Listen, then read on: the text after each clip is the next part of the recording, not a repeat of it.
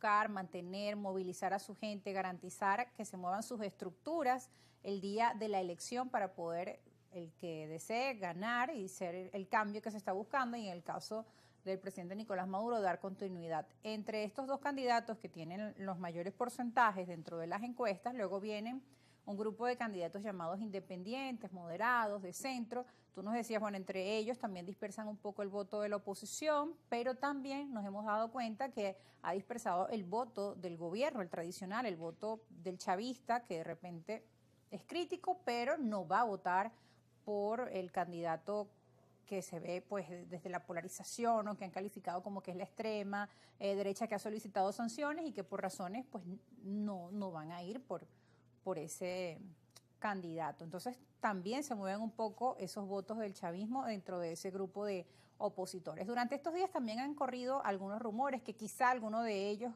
pues renuncie a su candidatura y apoyen al gobierno de Nicolás Maduro. Todo está por verse, estos son rumores pues simplemente como corren días previos a las elecciones. Ocurrió recientemente lo de los alcaldes. Los alcaldes. Sí, y por cierto que yo quiero decir algo que me parece que para el ambiente, para el entorno electoral es importante. Yo no estoy de acuerdo con la decisión que tomaron, pero a mí me parece que debe respetárseles la decisión. Cuando ocurrió esa cosa horrible de pintarles a algunos alcaldes la casa llamándolos traidores e insultándolos, que es un procedimiento, por cierto, típicamente fascista, a mí me pareció muy lamentable. Inmediatamente escribí un mensaje en X reprobándolo. Yo no estoy de acuerdo con la decisión que ellos tomaron, pero a mí me parece que uno tiene que respetársela. Aquella frase que creo que se le atribuye a Voltaire, de yo no estoy de acuerdo con lo que tú dices, pero yo daría mi vida por el derecho que tú tienes a decirlo. Entonces, yo creo que hay que respetar ese derecho. Y en segundo lugar, quiero destacar que aunque se contrasta con a veces el lenguaje que uno le escucha al presidente Maduro en la plaza pública, quizás porque, bueno, en la plaza pública es arengar a su gente, estimularla, excitarla, puede ser, pero yo les he notado, tanto a Jorge Rodríguez como al presidente Maduro, un cierto tono de conciliación. Cuando tú dices cambio o permanencia, yo quisiera creer que si el gobierno gana, que vuelvo a decirle sobre todo a los electores de oposición, es una posibilidad que no se puede negar que existe. Si él gana, ojalá que también haya cambio. Ojalá que el gobierno inmediatamente porque en eso coincide toda la población, que quieren un cambio, sobre todo en tema económico. Un cambio en la forma de gobernar, un cambio en la forma de relacionarse con las instituciones públicas, un cambio en no copar todos los poderes al servicio de un partido, un cambio en respetar a la Fuerza Armada y no convertirla en parte de un partido político, un cambio en el sentido de la economía, de que haya más generación de riqueza para que pueda repartirse más entre los que más necesitan, etcétera. Todo lo que sabemos. El respeto por la libertad del otro, de expresión, de opinión. Y la necesidad quizás, algunos candidatos lo han planteado, y yo a partir de allí es que yo he hecho mis preferencias electorales, la idea de una posibilidad de llamar a cogobernar al otro, al que perdió. Eso sería ideal. Ojalá que pudieran, sobre todo los dos candidatos que tienen más posibilidades de reunirse y de sentarse.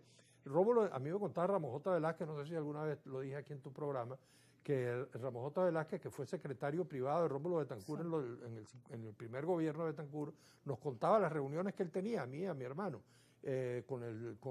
con Leoni Prieto, Gonzalo Barrio, después con el CNDAD, con Fede Cámaras, con la CTV, y el viernes se encerraba y era la única reunión a la cual Ramón J. no podía asistir, con el doctor Caldera, porque eran los dos jefe de las dos fuerzas políticas más importantes, o él intuía que era la otra fuerza de derecha y él era una fuerza de centro izquierda. Y entonces yo diría que si estos dos candidatos principales se reunieran y pudieran llegar a un acuerdo, decir, bueno, si yo pierdo, yo voy a procurar que tú estés tenido en cuenta a los efectos del gobierno y vamos a tratar de cogobernar entre todos. Y en el lenguaje actual de ambos dirigentes percibes que esto es posible, porque a veces se habla de diálogo, de negociación, de posibilidades, pero no se concreta nada en ese sentido. Siempre hemos visto descalificativos hacia la otra parte. Sí. Yo diría, por cierto, que más allá de las palabras, porque como te digo, a veces uno escucha un discurso en la plaza pública y otro cuando hay un acto con los alcaldes de la oposición, en el caso de Maduro. Y también en el caso de la oposición, a veces hay liderazgos contrapuestos. Hay uno que dice que está en desacuerdo con las sanciones, pero hay otro que no ha dicho más nada al respecto. Sí. Después hay uno que dice que quiere reconciliación y cogobierno, incluso con gente que está en el actual gobierno, y dijo, en mi gobierno van a participar gente de este gobierno, pero por el otro lado, yo recuerdo cómo nos acribillaban públicamente cuando uno hablaba de cohabitación.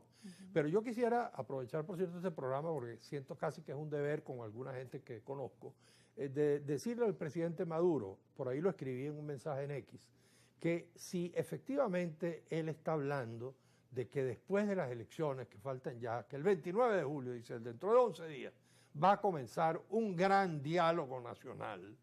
Bueno, caramba, haga buena su palabra, dé una prueba de fe, de buena fe de esa palabra que está empeñando y, por ejemplo, antes de las elecciones, dejen libertad a los presos políticos.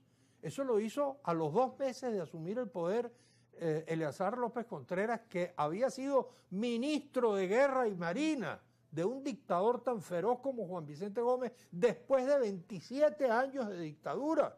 Y Eleazar López Contreras a los 2 meses agarró los grillos de la rotunda y los llevó al mar y los echó al mar y puso a hablar al lado a Andrés Eloy Blanco, que por cierto dijo, ojalá que además de los grillos de los pies nos quitemos los grillos de la cabeza, dijo Andrés Eloy Blanco. Pero Eleazar López Contreras tuvo ese coraje de dejar en libertad a los presos políticos, decretar la libertad de todos los presos políticos y echar los grillos al mar para demostrar que comenzaba una nueva época.